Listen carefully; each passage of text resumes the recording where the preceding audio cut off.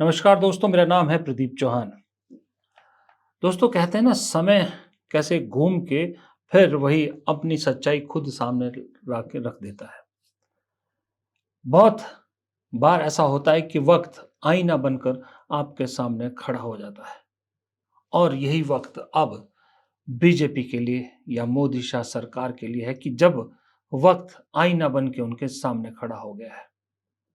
आज इस देश में ये सरकार, ये पार्टी, इनका पूरा सिस्टम जिस एक संस्थान को बचाने के लिए शील्ड बन के सामने खड़ा है पूरे विपक्ष के सामने, वो है चुनाव आयोग। और एक वक्त था कि इस चुनाव आयोग को लेकर सबसे ज्यादा शिकायतें मोदी जी को ही होती थी। वक्त बदला, आज उस चुनाव आयोग को बचाने के लिए अपनी सरकार की साख तक दांव में लगा दी। लेकिन वक्त तो फिर आईना बन के सामने ले ही आता है ना। तो ये मोदी जी के दो पुराने ट्वीट सामने आ गए या बयान सामने आ गए, जब 2014 में मोदी जी चुनाव आयोग से बेहद खफा थे और चुनाव आयोग को एक तरह से आईना दिखाने की कोशिश करते थे। लोग कह रहे हैं आज ये आईना मोदी जी खुद क्यों नहीं देख रहे। ये सच्चाई है। एक सच्चाई और है कि अब लोगों ने चुप रहना छोड़ दिया है। अब लोग बोलने लगे हैं। एक 50 सेकंड का एक वीडियो है जो एक न्यूज चैनल के किसी कार्यक्रम का है, शायद एबीपी न्यूज के किसी कार्यक्रम का है। एक महिला ने 50 सेकंड में योगी आदित्यनाथ को आईना दिखा दिया। ये देश कॉन्स्टिट्यूशन से चलेगा और तो जाहिर है कि हम अपने लोकतंत्र पे भी फख्र करते हैं और वो लोकतंत्र जिस पिलर पे टिका हुआ है, खंबे पर, वो सेक्युलरिज्म है। तो क्या आप उस सेक्युलरिज्म पे और इस राष्ट्र को बढ़ाने में आप नहीं समझते कि हिंदू, मुस्लिम, सिख, ईसाई सबको आगे बढ़ाना चाहिए? आप बीच में बात करते करते कहते हैं हाँ इसका नाम बदल दूंगा, बड़े फख्र के साथ कहते हैं। आप ये क्यों नहीं कहते कि हम इसका कोई हिंदुस्तानी नाम, जब हिंदुस्तानी है तो हम सब हिंदुस्तानी हैं, आप भी और मैं भी। ना आपको सर्टिफिकेट की जरूरत है और ना मुझे सर्टिफिकेट की जरूरत है, क्योंकि योगी जी वो मुसलमान जो हिंदुस्तान में रुके बंटवारे के बाद 1947 के बाद, वो डेमोक्रेटिक सेटअप में रहना चाहते थे, वो नहीं रहना चाहते थे इस्लामी सेटअप में। और उन्हें अपने अपने राष्ट्रवादी होने पर बहुत गर्व है और हमें किसी से सर्टिफिकेट की क्या जरूरत? हम तो रुके अपने इस डेमोक्रेटिक सेटअप में और हम चाहते हैं कि हिंदुस्तान आगे बढ़े, हमारा भारत आगे बढ़े। तो उसमें बांट के तो आप भारत को पीछे ले जाना चाहते हैं। एक महिला ने, यूं कह सकते हो आप, योगी आदित्यनाथ को आईना के साथ बहुत कुछ दिखाया। उसी तरह से एक इस देश में कहा जाता है कि एक आईएएस लॉबी है, आईपीएस आईएएस लॉबी। कुछ हो जाए, ये लोग एक दूसरे के खिलाफ कभी ऐसा कुछ नहीं कहते कि एक दूसरे को नुकसान हो। लेकिन मौजूदा चुनाव आयोग के मौजूदा रुख के खिलाफ अब उन्हीं की बिरादरी के पूर्व आईएएस और आईएएस उन्हें आईना दिखाने लगे हैं। एक रिटायर्ड आईएएस है डॉक्टर पीवी रमेश, ये आईएएस रिटायर्ड हैं। ये लिखते हैं कि you are a disgrace to IAS fraternity CEO Karnataka. Karnataka के चीफ इलेक्टोरल ऑफिसर को इन्होंने लिखा है कि भाई आप आईएएस फ्रेटर्निटी के लिए एक डिस्ग्रेस है, शर्मिंदगी है। मुझे बहुत दुख हुआ कि एक आईएएस ऑफिसर इस लेवल पर गिर गया मुख्य चुनाव आयोग के आगे कि राहुल गांधी ने जो एक्सपोज किया है उस पर एक्शन लेने की बजाय उन्हीं के खिलाफ कार्रवाई कर रहा है। ये पीवी नरेश कह रहे हैं, डॉक्टर पीवी नरेश, पूर्व आईएएस। एक पूर्व आईएएस है सूर्य प्रताप सिंह, ये मैंने कई बार इनका जिक्र किया है आपको। ये मोदी भक्त हो गए थे।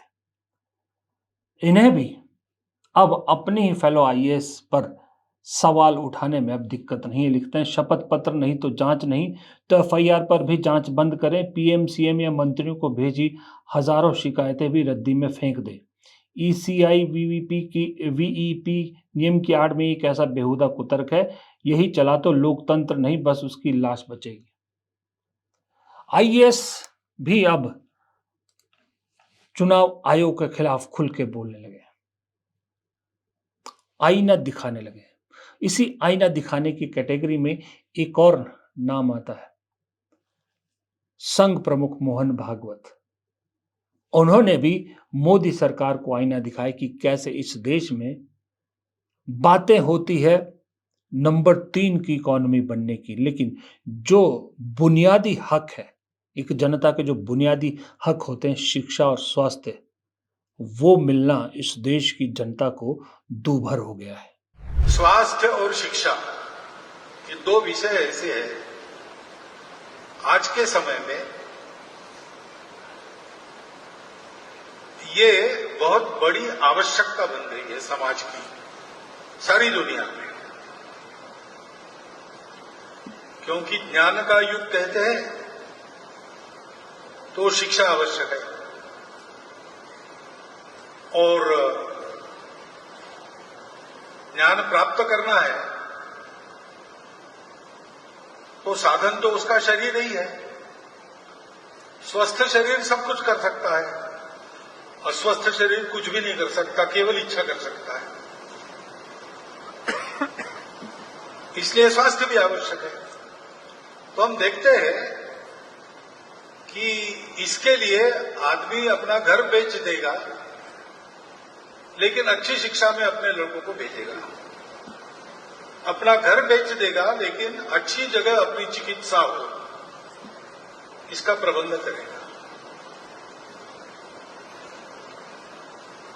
और सबसे अधिक आवश्यकता सबको प्रतीत होती है स्वास्थ्य के लिए, शिक्षा के लिए। लेकिन दुर्भाग्य ऐसा है कि ये दोनों बातें आज सामान्य व्यक्ति के पहुंच से बाहर और उसके आर्थिक सामर्थ्य के पहुंच के बाहर, यानी सहज सुलभ नहीं रही और सस्ती भी नहीं रही।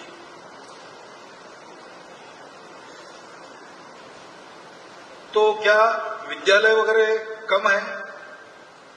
वो तो बहुत बढ़ रहे हैं। अस्पताल कम है? ऐसा भी नहीं है। सुविधाओं में प्रगति है, ज्ञानी व्यक्ति बहुत है, लेकिन वो ज्ञान मिलता नहीं, वो सुविधा मिलती नहीं, ऐसी स्थिति है। थोड़ा सा हम विचार करते हैं तो ध्यान में आता है कि सामान्य व्यक्ति के पहुंच के बाहर इसलिए हो जाती है कि पहले ये दोनों काम सेवा के नाते किए जाते थे। आज इसको भी कमर्शियल बना दिया गया है। मनुष्य की सोच ने ऐसा बनाया है।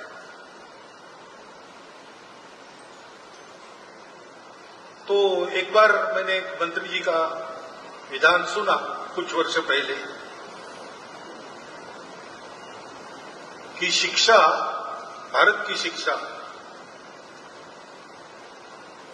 ये $1 ट्रिलियन बिजनेस है। अब बिजनेस ये तो सामान्य व्यक्ति के पहुंच के बाहर की बात है, उसको पूंजी लगती है, जिनके पास है वही करेंगे।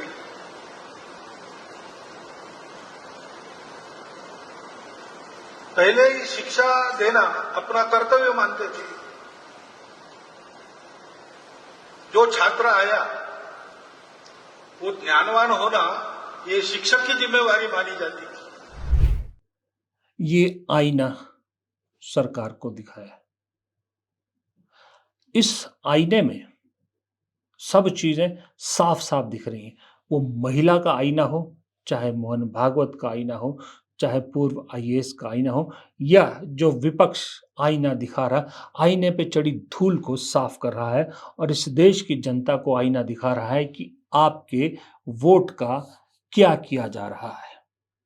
इस देश के सामने साफ आईने में तस्वीर दिखाने की कोशिश कर रहा है कि किस तरह से अपने हिसाब से लोकतंत्र की मजबूत कड़ी चुनाव आयोग जैसी संस्था को, स्वायत्त संस्था को इस्तेमाल किया जा रहा है।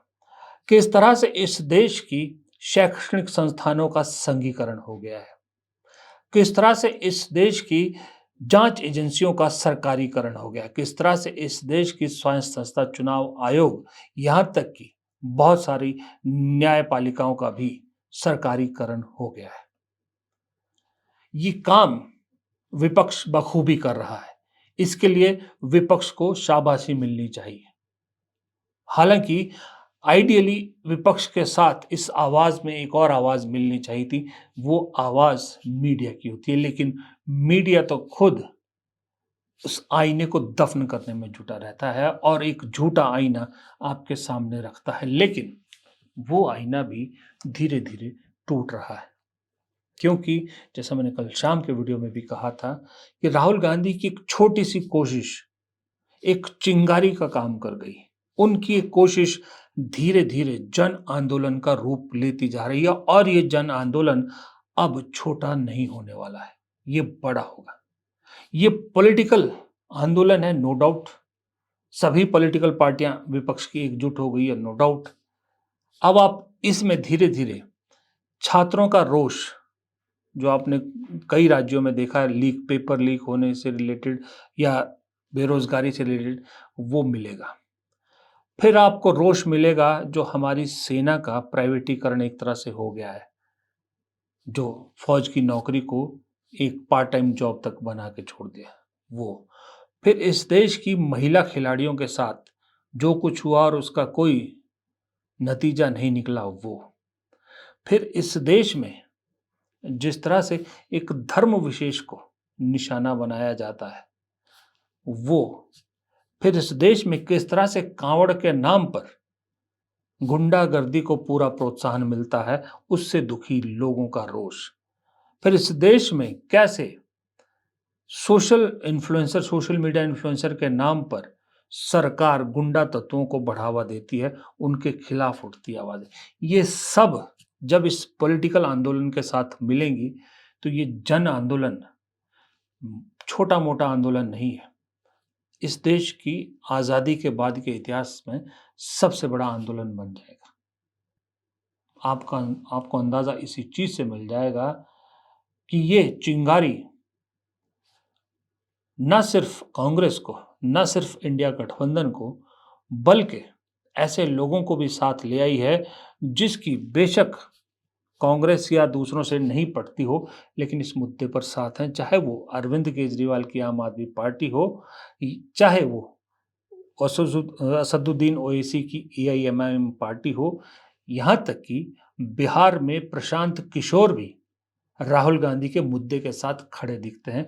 वो प्रशांत किशोर जो सबको मालूम है कि वो क्यों राजनीति में आए हैं, वो भी एक सुर में राहुल गांधी के पीछे खड़े दिख रहे हैं। यानी अगर आप एनडीए को छोड़ दो तो सब के सब एक साथ है। चंद्रबाबू नायडू की पार्टी पहले ही एसआईआर को लेकर अपना ऑब्जेक्शन दर्ज करा चुकी है। यानी वो भी एक ऐसी है कि जो एक हाथ विपक्ष को दे रखा है, बाकी बॉडी इधर है। वो भी कब इस तरफ निकल जाए, खड़ी हो जाए, आपको नहीं मालूम। यही डर है सरकार को, इसीलिए हर उस आवाज को सरकार दबाने की कोशिश कर रही है जो उसके इकोसिस्टम के खिलाफ खड़ी होती है। चाहे वो संसद हो, चाहे वो सांसद हो, चाहे वो मीडिया हो, चाहे वो जर्नलिस्ट हो, चाहे वो छात्र हो, कोई भी हो, हर आवाज को दबाने की पुरजोर कोशिश की जाती है। क्योंकि डर सिर्फ इतना है कि भाई जो दो किराए की टांगे कुर्सियों पर है, वो अगर वो हिल गई तो कुर्सी का गिरना तय है। उन टांगों तक ये आवाजें नहीं पहुंचनी चाहिए, इसलिए उन्हें दबाने की कोशिश की जाती है। लेकिन लोकतंत्र का यही तो मजा है, लोकतंत्र में यही तो खूबसूरती है कि आप जितना मर्जी कोशिश कर लो, इस हमारे संविधान ने लोगों को वो ताकत दे रखी है कि आप चाहते हुए भी ताकतवर नहीं बन सकते। वरना कोशिश तो बहुत की थी कि अब की बार 400 पार, फिर संविधान बदलने की एक कोशिश थी, लेकिन लोगों को एहसास हुआ अपनी ताकत का और आपको वहां रोक दिया जहां आप ना इधर के रहे ना उधर के रहे, किसी के सहारे बने रहे। हकीकतें कुदरत खुद ब खुद सामने ला रही है। आपकी पॉलिटिकल कमजोरी कितनी है, आप कितने डरपोक हैं, ये आपको देश में दिख रहा है। देश में आप खुद दिखा रहे हैं सबको। और आप विदेश नीति के मामले में जो विश्व गुरु की इमेज बना रखी थी, वो कितनी झूठी निकली, इसका पर्दाफाश आप ही के सबसे करीबी दोस्त ने कर दिया। आज आलम यह है कि अमेरिका आपको मुंह नहीं लगा रहा।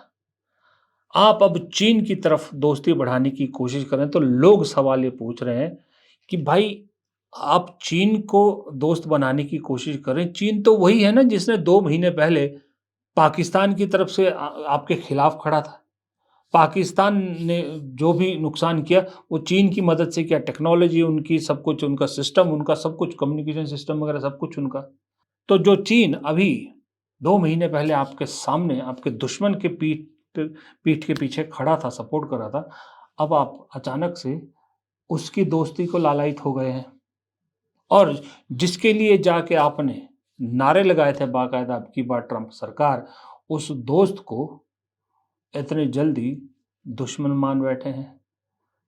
और इतना ही नहीं, मजे की बात देखिए अंधभक्तों की, कि जिस ट्रंप की जीत के लिए हवन कर रहे थे कुछ महीने पहले, आज उसी ट्रंप को राहुल गांधी का दोस्त बता रहे हैं, या उसी ट्रंप के एजेंट के रूप में राहुल गांधी को प्रोजेक्ट किया जा रहा है। बड़ा अजब सा हिसाब किताब है। खैर, लेकिन ये जनाब आईनों का दौर है। आईने बेचने निकले थे आप, किसी ने आप ही को आईना दिखा दिया, और इस आईने में जिसको जितना उतार सकते थे उतार लिया।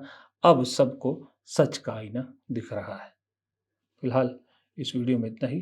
प्रदीप चौहान को दीजिए इजाज़त। नमस्कार।